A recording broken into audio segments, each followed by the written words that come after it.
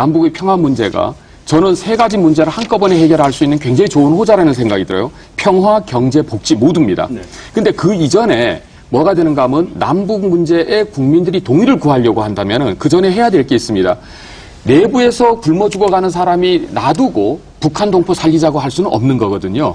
그리고 내부에서 경제적으로 어려워져 가는 사람 놔두고 북한 동포 살리기, 뭐 통일하기 위해서 통일기금 모으자 이런 식의 얘기를 하기는 굉장히 공허하게 들릴 수가 있습니다.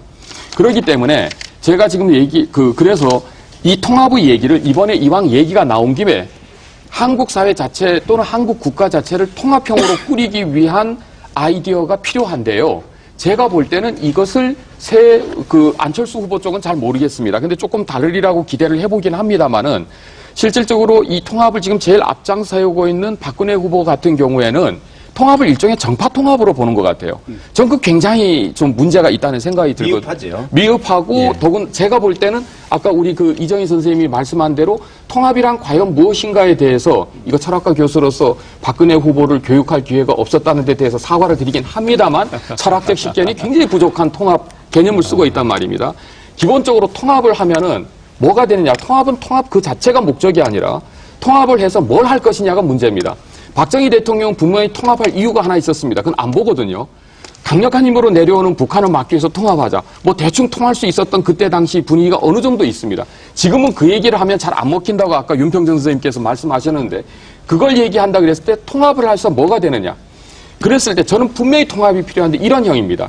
길거리에서 굶어가는 또는 노숙자를 한 명 살리기 위해서 몇 명의 인력이 필요한가를 생각해보면 저는 통합의 이미지가 분명히 떠오른다고 생각합니다. 그건 극적인 예고요. 예를 들어서 제가 지금 하고 있는 강의 시간에 알바를 하느라고 수업 시간에 못 들어오는 학생이 있습니다.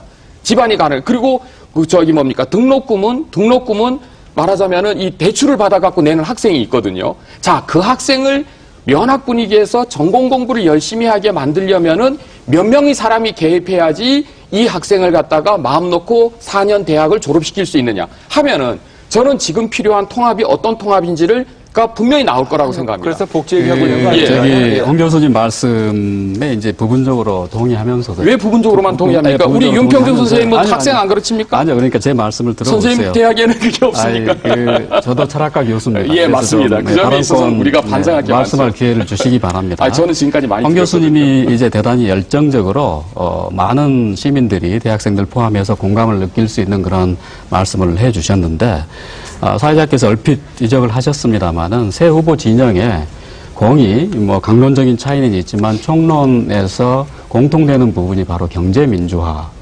부분이거든요. 이게 이제 제가 모두에 말씀드린 어떤 정치적 공공성의 회복이라고 하는 것이 경제사회 영역에서는 일테면 경제민주화, 그다음에 복지 강화, 사회 안전망 강화라고 하는 그 구체적인 강론으로 표출이 되고 있다고 생각을 하고요. 그래서 새 후보가 그렇게 중요하고 절실한 문제에 대해서 왜 아무 작업을 하고 있지 않느냐라고 하는 홍 교수님의 말씀은 전 어폐가 있다고 생각되고요. 실상 그렇게 공통된 시대의 화두를 그 새 후보 진영에서 충분하게나 불충분하게나마 주요 과제로 삼아서 천착하고 있는 것이 사실이거든요. 그래서 좀 더 구체적인 강론 수준에서 경제 민주화와 경제 살리기라고 하는 것이 어떻게 결합되고 있는가, 각 후보 진영에서 어떻게 다루고 있는가라고 하는 것을 조금 더 섬세하게 점검하는 작업이 필요할 것 같습니다. 정의님 말씀하십시오. 통합 관련해서 이제 너무 박근혜 후보 얘기만 해서요. 문재인 후보하고 안철수 후보에 대해서도 간단히 한 말씀씩 좀 드리고 싶어서. 문재인 후보는 이제 이런 친노 패권주의 때문에 이제 비판을 많이 받고 있는데요.